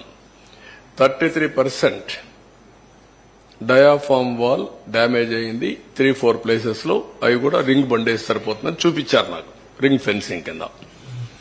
ఒక వెర్షన్ 3-4 ప్లేస్లే కాదు, ఇంకా ఎక్కడ ఉండొచ్చు మేము డెఫినెట్ గా చెప్పలేమంటున్నారు. దాని ఎస్టిమేషన్ మీకు చెప్పాను. అది అయిన తర్వాత రెండోది కాఫర్ డ్యాముల ద్వారా లీక్ అవుతుంది వాటర్. ఇంకా స్వీపేజ్ ఉంది. అది యాక్సెప్టబుల్ లెవెల్ కంటే స్వీపేజ్ ఎక్కువ ఉంటే అది రెక్టిఫై చేయకుండా ప్రాజెక్ట్ ముందుకు పోలేదు. సేఫ్టీ గానీ ఫ్యూచరిస్టిక్ ఇవన్నీ అది ఇంకా తేలలేదు. ఈ రెంటికే ఇప్పుడు కమిటీ యుఎస్ఏ నుంచి 2 ఎక్స్పర్ట్స్ వెళ్లేశారు. ఇప్పుడు ఇక్కడుండే ఇంజనీర్లు కూడా రిస్క్ తీసుకోవాలంటే భయపడే పరిస్థితికి వచ్చారు. రిస్క్ తీసుకోవట్లేదు. వాళ్ళు కూడా భయపడుతున్నారు. ఒక దుర్మార్గుడు చేసిన పనికి మనం కూడా బలైపోతామేమో, మనకెందుకు వచ్చింది అని వాళ్ళు కూడా భయపడే పరిస్థితికి వచ్చారు. అంటే బాధ్యత తీసుకోవాల్సిన వ్యక్తులు బాధ్యత తీసుకుని, అందుకే ఒక మాట చెప్పాను, మీకు తెలిసి మీకు డ్యామేజ్ కనబడుస్తా ఉంది, తెలియకుండా బ్రాండ్ గాని డ్యామేజ్ గాని విపరీతంగా ఉండబోతుందని నేను ఎలక్షన్ ముందే చెప్పాను. సార్ ఇప్పుడు 2020లో డయాఫ్రామ్ వాళ్ళు దెబ్బతింటే ఇప్పటిదాకా కూడా సొల్యూషన్ కనుక్కోలేదు. ఈ 3 ఏళ్లలో వీళ్ళ ఫెయిల్యూర్ చాలా దారుణంగా ఉన్నట్టు కదా సార్. 2020లో డయాఫ్రామ్ వాళ్ళు ఎంత బుకాయిస్తున్నారో చూశారు కదా. లాస్ట్ 2025 ఇప్పుడే సొల్యూషన్ వచ్చేసింది, అయిపోయింది, నీళ్లు ఇచ్చేస్తానని మాట్లాడే పరిస్థితికి వచ్చారు. ఇయర్ బై ఇయర్ అని వాళ్ళు చెప్పింది. 2021కే దెబ్బతినింది. 22 చెప్పారు, 23 చెప్పారు, 25 కూడా చెప్తున్నారు మళ్ళీ. అసలు వాళ్ళు చెప్పిందేమో 2019లోనే దెబ్బతింది అని చెప్పి ఒక పక్క ప్రాజెక్ట్ పనులు చేస్తా ఉన్నారు. 2020లో దెబ్బతింటే ఇప్పటిదాకా సొల్యూషన్ కూడా కనుక్కోలేకపోయారు. అదే నేను మీకు ఒకటే గుర్తుపెట్టుకోండి, వాళ్ళు ఏం చెప్పారు, ఎక్స్పర్ట్స్ అందరూ కూడా చెప్తే వాళ్ళందరూ తెలుగుదేశం వాళ్ళు, ఇంకా అపోజిషన్ వాళ్ళు. ఎవడైనా మీరు తప్పు చేస్తున్నారు అంటే వాళ్ళ మీద పడిపోవడం, విరుచుకు పడిపోవడం. ఈవెన్ పత్రికల వాళ్ళ మీద కూడా అలాగే పడ్డారు. మీడియా అందరినీ ఇదే పద్ధతి పెట్టారు. సరే ఇప్పుడు సార్ అంటే బోత్ రెండు ఉన్నాయి. ముందు టెక్నికల్, తర్వాత ఫైనాన్షియల్. సార్ మీరు చెప్పినట్టు వాళ్ళు కట్టడానికి 3 సీజన్లు 4 సీజన్లు పడితే ఇక మరి ఈసీఆర్ఎఫ్ డ్యామ్ ఎప్పుడు కట్టగలుగుతారు? That is the biggest challenge. ఇప్పుడు నేనేమంటానంటే ఎప్పుడైతే డయాఫామ్ వాల్ పేర్లలా ring fencing, okay, coffer dam లో స్వీపేజ్ ఏంటి, ఈ రెండు చేయాలంటే వాళ్లకు 1 year టెన్యూర్ ఇచ్చారు. ఎవరికి యుఎస్ఏ నుంచి వచ్చిన 2 ఎక్స్పర్ట్స్, కెనడా నుంచి వచ్చిన 2 ఎక్స్పర్ట్స్ కి 1 year ఎవ్రీ మంత్ 10 days ఉండి అధ్యయనం చేసి రికమెండేషన్లు ఇవ్వని. వాళ్ళు ఎన్ని రోజుల్లో సొల్యూషన్ కనుక్కుంటారో మనకు తెలియదు. అది అయిన తర్వాత మళ్ళా మీరు చెప్పేది. ఇక్కడ మీరు గుర్తుపెట్టుకోవాల్సింది డిసెంబర్ నుంచి మే వరకే పనులు, జూన్ నుంచి డిసెంబర్ వరకు, నవంబర్ వరకు నో వర్క్స్. ఫ్లడ్ ఉంటుంది. ఫ్లడ్ ఉన్నప్పుడు పనులు లేవు. కాఫర్ డామ్స్ పనిచేస్తుంటే మనకి స్పేస్ దొరికింది కదా సార్. కాఫర్ డామ్స్ కూడా పాడయ్యాయి. ఇప్పుడు కాఫర్ డ్యామ్లు పోయినాయి, డయాఫామ్ వాల్ పోయింది. సార్ ఇప్పుడు 55,000 కోట్లు మన అంచనా సార్ డిపిఆర్ 2 మీరు 2019కి. ఇప్పుడు ద్రవ్యోళం ప్రకారం ఇన్ఫ్లేషన్ ప్రకారం 38% పెరుగుతున్నారు. అంటే చాలా కాస్ట్ చాలా అప్పటికిప్పటికి 38 అని ఇచ్చారు మా వాళ్ళు. దాన్ని నేను ఇంకా ఇది ఊరికే రఫ్ గా ఈ రోజు చెప్తే ఇచ్చారు కానీ అది కరెక్ట్ ఫిగర్ కాదు. అందుకే నేను దాన్ని మాట్లాడడం లేదు. ఊరికి ఎంత నష్టం జరిగింది అంతవరకే నేను చెప్పగలుగుతున్నాను. సార్ ఇది రెక్టిఫై చేయడానికి ఎంత టైం తీసుకుంటుంది, ప్రాజెక్ట్ పూర్తి కావడానికి ఎంత టైం తీసుకుంటుంది సార్? అంటే నేను ఒకటే చెప్పాను మీకు, 2 seasons minimum diaphragm wall minimum. అది రెక్టిఫికేషన్ కావచ్చు, రింగ్ ఫెన్సింగ్ కావచ్చు, రెండు. అది అయిన తర్వాత కాఫర్ డ్యామ్ టెక్నికల్ డీటెయిల్స్ అన్ని ఫైనలైజ్ కావాలి. నౌ ఎన్హాన్స్డ్ ఏవైతే ఫైనాన్స్ వస్తుందో ఆ డబ్బులు ఇప్పుడు ఇవ్వాలి. ఒక వ్యక్తి చేసిన పాపానికి కేంద్ర ప్రభుత్వం కూడా ఇప్పుడు నష్టపరిహారం కట్టివ్వాలి. వాళ్ళు కూడా ఇవన్నీ వేరియస్ యాంగిల్స్ లో వచ్చిన ఇబ్బందులు అన్నమాట. డయాఫ్రమ్ వాళ్ళు కూడా డిఫరెంట్ రిపోర్ట్స్ ఇస్తున్నారు కదా సార్. కొంతమంది ఏమో కంప్లీట్ దీనికి వెళ్ళాలంటున్నారు, కొంతమంది ఏమో రింగ్ ఫెన్సింగ్. అదే వాళ్ళు అనేది ఏంటంటే ఇవి జరిగాయి. అది కూడా ఎక్స్పర్ట్స్ కమిటీ. ఎవరంటే ఎక్స్పర్ట్స్ కమిటీ చేసింది? ఎన్హెచ్బిసి చేసింది sir. Hydro power project, hydro power corporation చేశారు. వాళ్ళు ఇచ్చారు ఆ రిపోర్టు. అది కరెక్టా, ఎగ్జాక్ట్ రిపోర్టా? అందుకే కొంతమంది డౌట్ ఏంటంటే ఓకే బెటర్ టు గో మొత్తం పోతే 990 కోట్లు, చేసింది పని 446 కోట్లు, రింగ్ ఫెన్సింగ్ 447 కోట్లు, ఇంకా ఒక్కోటి ఎక్కువ అవుతుంది. సార్ ఇప్పుడు ప్రాజెక్టులో తప్పు అన్ని చోట్ల ప్రాజెక్టులు ఫెయిల్యూర్ ఉన్నాయి, ఇరిగేషన్ అంతా పడుకుంది సార్. ఎవరైతే తప్పులు చేస్తారో అధికారులే ఇంకా కొనసాగుతున్నారన్న చర్చ బయట డిపార్ట్మెంట్ లోనే ఉంది. మరుస ఏముంది తేవాలి? వాళ్ళు చెడగొట్టారు. వీళ్లే కదా ఎప్పటి నుంచో ఉండేది. యథా రాజా తదా ప్రజ. అంటే దీంట్లో ప్రధాన దోషి అవుతాడు సార్. ప్రధాన దోషి ఇంటికి పంపించారు. ప్రధాన దోషిని పంపించేశారు. ఆయన పోతే పోయాడు. దోషం ఏం చేస్తారు? అంటే వాళ్ళు అందుకనే కొంతమందిని మార్చాం. ఇంకెంతమందిని మార్చాలి? ఎవరెవరిని మార్చాలి? మారిస్తే ఎవరెవరు ఉన్నారు? రివర్స్ టెండర్ పిలిచిందంతా అది ఇచ్చినంత. దాసు ఎక్కడికో వెళ్ళిపోయాడు కదా, ఎప్పుడో వెళ్ళిపోయాడు కదా. దాసు పోయాడు, ఇంకో దాసుడు పోయాడు. మిగిలింది మనమే కదా ఇక్కడ. దాసు ఎక్కడ ఉన్నాడు? ఎప్పుడో రిటైర్ అయిపోయాడు, తెలంగాణకి పోయాడు. తెలంగాణ పోయాడు, అక్కడ అడ్వైజర్ గా ఉన్నాడు ఇప్పుడు. సరే ఈ హైట్ మీద కూడా కొద్దిగా రివర్స్ టెండరింగ్ పిలిచింది. ఆ సమయంలో పిలిచింది అతను. అప్పటి వరకు ఉన్నది ఇతను. ఇప్పుడు మొన్న ఉన్న అతను. ఇతను తీసేసి శశిభూషణ్ మళ్ళా తీసుకొచ్చారు. సార్ ప్రాజెక్ట్ హైట్ కి సంబంధించి కూడా ఒక డిస్ప్యూట్ ఉంది కదా సార్. దాది అదే రాజీ లేదు. అది 45.67 రావాల్సిందే. 45.72 రావాలి. 41.57 పెడుతున్నారు వీళ్ళు. అది యాక్సెప్టబుల్ కాదు. కంటూర్ ప్రస్తుతానికి వాళ్ళ ఉద్దేశం ఏంటంటే ముందు కట్టేసి తర్వాత బెంజాని. ఆల్రెడీ కట్టేశారు కదా, మీ టైంలోనే కట్టేశారు. అది ప్రాజెక్ట్ స్పిల్వే అయిపోయినాయి. ఇప్పుడు ఓన్లీ ఈసీఆర్ఎఫ్ కట్టాలి, అంతవరకే. అది అయిపోతే నీళ్లు పెడతాం. నీళ్లు పెడితే ఆటోమేటిక్ ఇవ్వాలి. ఈ ప్రాజెక్ట్ కాస్ట్ తోటి పాటు R&R కూడా పెరిగిపోతుంది కదా సార్ ఇన్ఫ్లేషన్ తోటి. పెరుగుతాయి కదా. అది ఎంత పెరుగుతుంది ఎస్టిమేషన్ సార్? 30% 20% ఇన్ఫ్లేషన్ కదా, అన్నిటికీ ఉంటాయి కదా. మనం అనుకున్న ప్రకారం వస్తాయి. పీడీఎఫ్ అన్ని వస్తాయి. R&R package plus land acquisition. Last 5 years గా నిర్వాసితులు బాగా ఇబ్బంది పడుతుంది సార్. ఎగువగా పడడం వల్ల వరద ఉండిపోతుంది. వాళ్ళు చాలా ఇబ్బంది పడుతున్నారు. రాబోయేదేమో ఫ్లడ్ సీజన్, ముందు దాని మీద కూడా దృష్టి పెట్టాల్సిన అవసరం. కొంతైనా రిలీఫ్. వాళ్ళు కూడా వాళ్ళ సమస్య చూస్తే చాలా బాధేస్తుంది. ఎందుకంటే నీళ్లుంటాయి, ఆ ఊర్లో ఉన్నారు, అక్కడే ఉండి దోమలు ఇవన్నీ అన్ని సమస్యలు. కానీ రీహాబిలిటేషన్ ఇవ్వరు. వాళ్ళు వెళ్ళిపోవాలంటే కాపలా కాసుకుని అక్కడే కూర్చున్నారు బాబు. ఏమి చేత కాకుండా, ఏం చేయలేక. మీరు 104 సార్లు రివ్యూ చేశారు, 31 సార్లు వెళ్ళారు, మొన్న వెళ్ళారు. మీ ఫీలింగ్స్ ఎలా ఉన్నాయండి సార్? ఇంకా ఏడవంది ఒకటే రియల్ గా చెప్తున్నా. That is my feeling. I'm deeply involved in this project. దాదాపు మీతో పాటు నేను కూడా వచ్చాను ఆ టైంలో. మీరు మీడియా వాళ్ళు వచ్చారు. రోజు రోజుకి దాన్ని ఒక ఆశ కల్పించాం. రాష్ట్రంలో చాలా మంది చూశారు. చాలా ఆవేదన, బాధ. ఆషామాషే కాదు, తలుచుకుంటే మాత్రం చాలా బాధేస్తుంది. ఏదైనా సరే ఒక వ్యక్తి ఓకే హైదరాబాద్ లో ఒక హైటెక్ సిటీ కట్టాం, ఒక 10 మీటింగ్లు పెట్టుకున్నాం, కట్టాం, ఒక ఔటర్ రింగ్ రోడ్ అతను అంటే ఫ్యూచర్ కి జ్ఞాపకం ఉంటుందనే ఉద్దేశంతో చిన్న కుర్రాడిని నడిపించాం. సగం దూరం వచ్చి నడవలేనంటే వాళ్ళు తీసుకొచ్చారు ఆ టన్నల్. అందరికి ఓపెన్ చేశాం ఆ ప్రాజెక్ట్ ని, వచ్చి చూడమని చెప్పి పెట్టాం. అంటే ఇది ఎప్పుడో ఒకసారి వచ్చే అవకాశం కదా ప్రాజెక్ట్ అనేది. మళ్లీ మళ్లీ కట్టలేరు కదా. అందుకే బస్సులు పెట్టి తీసుకొచ్చి భోజనం పెట్టి దీన్ని చూపించి పంపించాం. సార్ ఫస్ట్ ప్రయారిటీ పోలవరం అని చెప్పి మీరు అంటున్నారు. లాస్ట్ గవర్నమెంట్ లో మీరు ప్రతి సోమవారం పోలవరం అన్నారు. ఈసారి కూడా అలా ప్రతి సోమవారం పోలవరం రివ్యూ చేస్తారా? నువ్వు చేయాలి, కానీ ఇవన్నీ సెట్ కావాలి కదా. ముందు సెట్ కాకుండా సోమవారం కూర్చొని నేను ఏం చేయగలుగుతాను? ఈ ఎక్స్పర్ట్స్ అంతా కూర్చోవాలి, ఈ ప్రాజెక్ట్ రిపోర్ట్ అంతా చేయాలి, వాళ్ళంతా సొల్యూషన్ ఇవ్వాలి. సొల్యూషన్ రావడానికి 1 year పట్టింది. నేను అందుకనే ఫస్ట్ టైం ఈసారి కూడా నేరుగా పోలవరంకి వెళ్ళా. వాస్తవ పరిస్థితులు రాష్ట్ర ప్రజలకు తెలియజేయాలన్న ఉద్దేశంతో పోలవరానికి వెళ్ళా. First visit during my tenure పోలవరమే ఈసారి కూడా. సార్ రివ్యూ మీద కూడా అబ్జెక్షన్స్ ఉన్నాయి సార్. ఎవ్రీ వీక్ చేయడం వల్ల మాకు పని చేసుకునే అవకాశం రాలేదు అని ఇంజనీర్ అంటే ఆ రోజు మనం చేయడం చాలా అవసరం. ఈ రోజు ఇప్పుడు రెగ్యులేట్ చేయాలి, దీన్ని రీషెడ్యూల్ చేయాలి. Will do that. మాకు పని చేసుకునే అవకాశం దొరకట్లేదు. ఈ రివ్యూలకి టైం అంతా అయిపోతుంది. అంటే మనం వర్చువల్ గా పెట్టినప్పుడు వీళ్ళు చూసే రావాల్సిన పనిలే కదా. అక్కడే ఒక ½ hour ఉంటే బ్రీఫ్ చేసేవాళ్ళు. ఎవ్రీ మీటింగ్ రమ్మనేవాడిని కాదు నేను. ఇక్కడ సెక్రటరీలో ఉండి సెక్రటరీ వచ్చేవాడు, వాళ్ళు అక్కడే ఉండేవాళ్ళు ప్రాజెక్ట్ లో. వర్చువల్ గా వీడియో కాన్ఫరెన్స్ కి వచ్చేవాళ్ళు, గైడెన్స్ ఇచ్చేవాడిని. అట్లా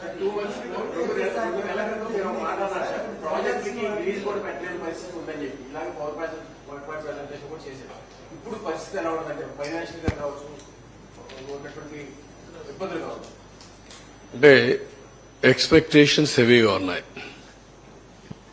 వ్యవస్థలన్నీ డిస్ట్రాయ్ అయిపోయినాయి. పని చేయడమే తెలియని పరిస్థితి వచ్చింది. ఇంకొక పక్కన ఫైనాన్షియల్ గా చాలా ఇబ్బందులు ఉన్నాయి. ఎక్కడికక్కడ మిస్ మ్యాచ్ కనపడొస్తుంది. ఇప్పుడు మీరు అన్నట్టు కొంచెం టైం పడుతుంది. ఒక పక్క ఇవన్నీ చేస్తూనే I have to set right. నేను అందుకే రాష్ట్రంలో ఉండే ప్రజలందరికీ విజ్ఞప్తి చేస్తున్నా, వాళ్ళు కూడా ఎన్ని కూడా వాస్తవాలన్నీ దృష్టిలో పెట్టుకుని సహకరించాలి. అడ్మినిస్ట్రేషన్ మొత్తానికి విజ్ఞప్తి చేస్తున్నా.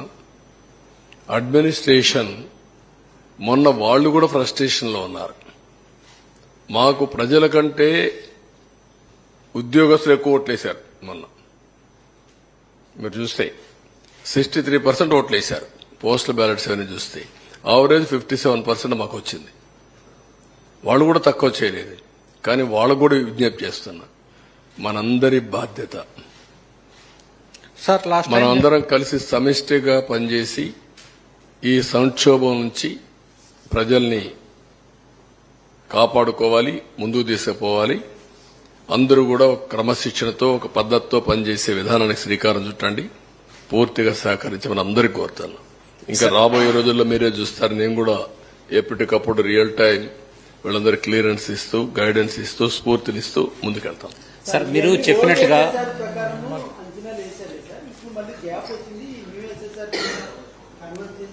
ఏది నేను అవన్నీ చేయాల్సి వస్తుందంటున్నా. పాత ఎస్టిమేట్స్ ఇవన్నీ రోజు రోజుకు మనం తినే నిత్యావసర వస్తువుల ధరలు కూడా పెరిగిపోతున్నాయి కదా. మొన్నటికి నిన్నటికి ఉల్లిపాయ ధరలు 100 అయిపోయినాయి. ఇప్పుడు కొనుక్కోవాలంటే ఇన్ఫ్లేషన్ విపరీతంగా కొన్ని వస్తున్నాయి.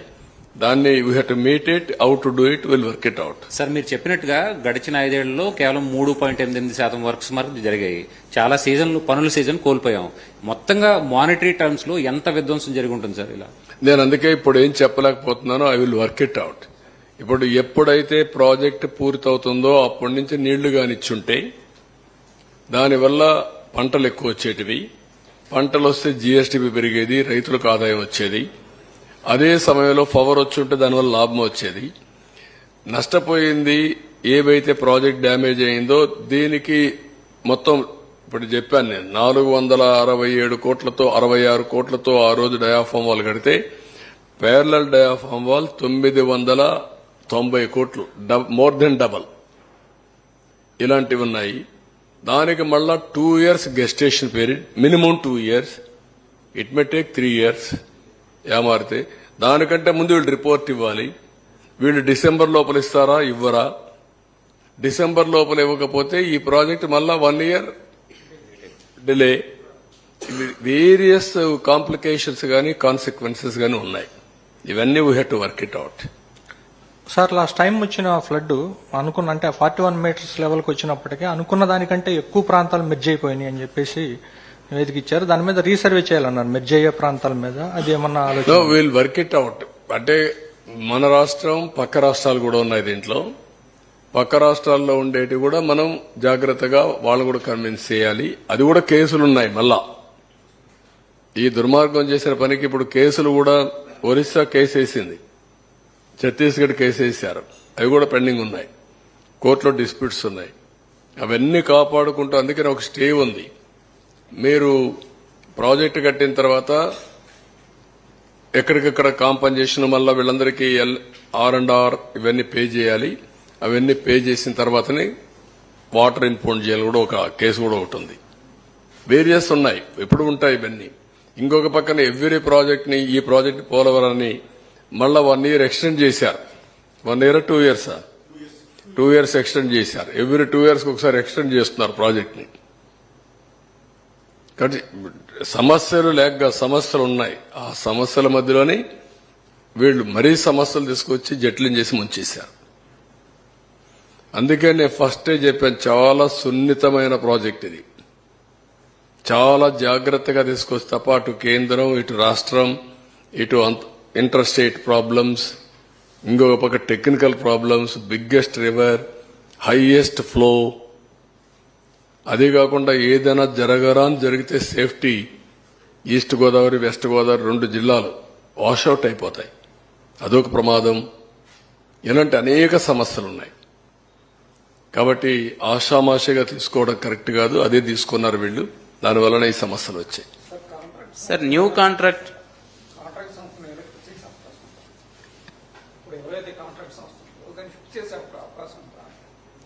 అంటే ఇప్పుడు నేనేమంటానంటే ఆ రోజు కూడా కాంట్రాక్టర్ని మార్చడం తప్పు.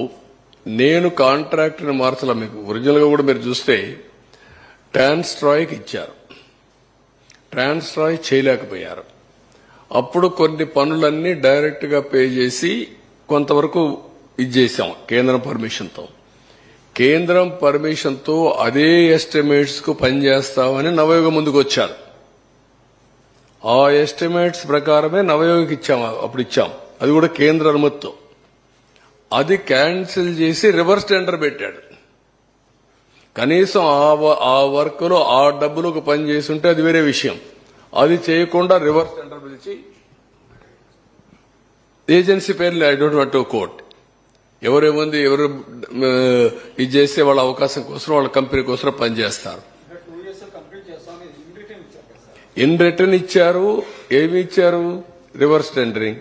మళ్ళా ఏం కండిషన్ పెట్టారు? అన్ని మీరు గాని సైట్ అన్ని గాని ఫుల్ఫిల్ చేసి మేము ఇస్తాం. ఇప్పుడు ఏమంటారు? మీరు ఫుల్ఫిల్ చేయలేదు, మేము ఇవ్వలేదు. అసలు ప్రాజెక్టే మునిగిపోయింది, మాకే సంబంధం? మేము రాకమునిపోయి మునిగిపోయింది. You can understand litigation. అందుకే వాళ్ళు ఏమన్నారు గవర్నమెంట్ ఆఫ్ ఇండియా, పాత వాడిని కొత్త వాడిని ఇద్దరిని తీసుకొస్తున్నారు. డ్యామేజ్ చేస్తే ఎవరు రెస్పాన్సిబుల్? ఎవరిని అడగాలి? How to fix accountability. ఆ మాత్రం జ్ఞానం ఉంటే ఇమీడియట్ గా ఆలోచించుకోవాలి కదా. నువ్వైతే ఏం చేసి ఉంటావు? సెన్సిబుల్ పర్సన్ అయితే ఎందుకు వచ్చిందిరా ఇది, కాబట్టి మనం కంటిన్యూ చేయాలని ఆలోచిస్తారు కదా మీరు. ఏం లెక్క పెట్టుకోకుండా చేశాడు, లెక్క పెట్టుకోకుండా మార్చేశాడు. మార్చి అతను ఒక మాట అన్నాడు, ఐ హంబ్లీ రిక్వెస్ట్ అన్నాడు, బెగ్ అన్నాడు, in the interest of the state. కనీసం అబయన్స్ లో పెట్టమని అడుక్కున్నాడు. అబయన్స్ లో కూడా పెట్టకుండా డెసిషన్ తీసుకొని, నేను డెసిషన్ తీసుకున్నాను నువ్వు అమలు చేయమని చెప్పారు. ప్రాజెక్ట్ వాళ్ళది, వాళ్ళ ప్రాజెక్టు నువ్వు డెసిషన్ తీసుకొని నువ్వు అమలు చేయమని రివర్స్ టెండరింగ్ పెట్టి గోదావరిలో ముంచేయడం ఎంత ద్రోహం అండి అది. అంటే ఒక పాలిటీషియన్స్ కాబట్టి అడిగేవాళ్ళు లేరా? బాధ్యత లేదా? అదే నేను చెప్పింది. వాళ్ళ మీద పెట్టారు, అందరి మీద. సార్ గత మీ ప్రభుత్వ హయాంలో కట్టిన పట్టిసీమని మీరు కట్టారనే గత 3 ఏళ్లుగా వాళ్ళు వాడుకోలేదు. చివరి 2 ఏళ్లు తప్పనిసరి పరిస్థితుల్లో వాడుకున్నారు. ఇప్పుడు పట్టిసీమను మరోసారి ఉపయోగించుకోబోతున్నారా? ఎందుకంటే కృష్ణా డెల్టాకి 5 ఏళ్లు మీ హయాంలో బాగా ఉపయోగపడింది. అది కాదమ్మా, అది ఉపయోగపడితే నీళ్లు ఎక్కడ ఉన్నాయి? పట్టిసీమ ఉపయోగించుకోవాలి, పురుషోత్తపట్నం ఉపయోగించుకోవాలి. అది కూడా ఉపయోగించలేదు. పురుషోత్తపట్నం కూడా అది కూడా ఉపయోగించుకోవాలి. పురుషోత్తపట్నం ఉపయోగించుకోకుండా ఏలేరుకు నీళ్లు ఇవ్వలేకపోయారు, ఆయకట్టుకు నీళ్లు ఇవ్వాల. అవి కూడా పెండింగ్ పెట్టి వాళ్ళకు కూడా సరిగా కన్విన్స్ చేయకుండా ఎన్జీటీ వాళ్ళు ఫైన్ వేసి, ఒకటి కాదు చాలా ఉన్నాయి. ఎనివే, మీరు మీ బాధ్యత మీరు చేయండి. ప్రజల్లోకి చర్చ చేయాలి. రేపటి నుంచి అందరూ వాళ్ళ ఆలోచనలు ఇస్తారు. అన్ని ఆలోచనలు తీసుకున్న తర్వాత ఫైనల్ గా వే ఫార్వర్డ్ ఏం చేయాలో మేము కూడా వర్కౌట్ చేస్తాం. ఫస్ట్ ఆఫ్ ఆల్ ప్రజా చైతన్యం అన్నిటికీ పరిష్కార మార్గం. ఆ ప్రజా చైతన్యం లేకపోతే మనం ఏం మాట్లాడినా చెల్లుబాటు అవుతుందని ఇలాంటి తప్పులు ఇంకా ఎక్కువ చేసే ప్రమాదం ఉంటుంది. ప్రజలందరూ ఆలోచించాలి. నేను ఎలక్షన్లో కూడా చెప్పాం, రాజకీయాల్లో ఉండడానికి అర్హత లేని వ్యక్తి అతను. ఇలాంటి వ్యక్తి కూడా రాజకీయాల్లో ఉండి ముఖ్యమంత్రిగా ఉండడానికి అర్హత ఉందా అనేదే మన ఎన్నికల్లో చర్చ జరిగింది. దాని ఫలితమే 11 సీట్లు ఇచ్చారు. ఎప్పుడూ రానటువంటి వర్డిక్ట్ వచ్చింది. కానీ ఆ వర్డిక్ట్ అయితేనే అయిపోలేదు. ఇది శాశ్వతంగా ప్రతి ఒక్కరు ఆలోచించుకోవాల్సిన అవసరం ఉంది. అతను చేసిన పనులు 5 ఏళ్లు, అతను చేసిన ఘోరాలు అన్నీ కూడా రాష్ట్రానికి శాపాలుగా మారాయి. అది 10 ఏళ్లు ఎంటాడుతుందా, 20 ఏళ్లు ఎంటాడుతుందా, 30 ఏళ్లు ఎంటాడుతుందా కాలమే చెప్పాలి.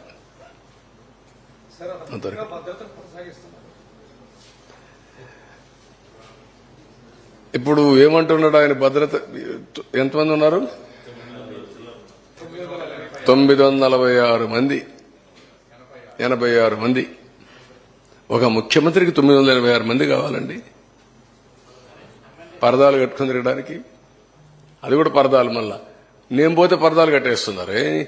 ఏంట్రా ఏమొచ్చింది మీకు, పిచ్చి పట్టిందంటే అలవాటు అయిపోయింది సార్ అంటున్నారు. పరదాలు ఏంటి, చెట్లు కొట్టడం ఏంటి? లేదు, ఇప్పుడు నేను చూస్తూనే ఉన్నా. ఎవ్రీడే ఆ పక్క ఈ పక్క చూసుకుంటూ ఎంత టైం ఆపుంటారు. నేను పోతూ 2 నిమిషాలు నాకు లేట్ అయినా పర్వాలేదు, ఏం కొంపలు కోల్పోవు, నేను నిలబెడతాను, వాళ్ళు పోయిన తర్వాత వెళ్తానని చెప్తున్నాను. నేను ఆ పక్క కూడా చూస్తున్నా ఎంత దూరం వచ్చాయని. అంటే నాకు కూడా గేజ్ చేయడానికి ప్రతి ఒక్కరికి చెప్తున్నా, ఎక్కువ టైం ఎక్కడ ఆఫ్ చేయొద్దండి. మీకు కూడా చెప్తున్నా, మా మంత్రులు కూడా చెప్పా, కేబినెట్లో కూడా చెప్పా. Simplicity is only the solution. మనమేమీ రాజులం కాదు, లేకపోతే డిక్టేటర్లు కాదు. ఇష్టానుసారంగా చేయడానికి ప్రజాసేవకులుగా ప్రవర్తించమంటున్నా. 1 by 1 చేయాలి కదా.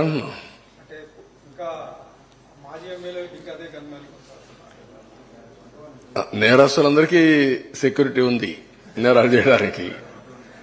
పొలిటికల్ నేరస్తులకు అందరికీ అన్ని రివ్యూ చేస్తాం.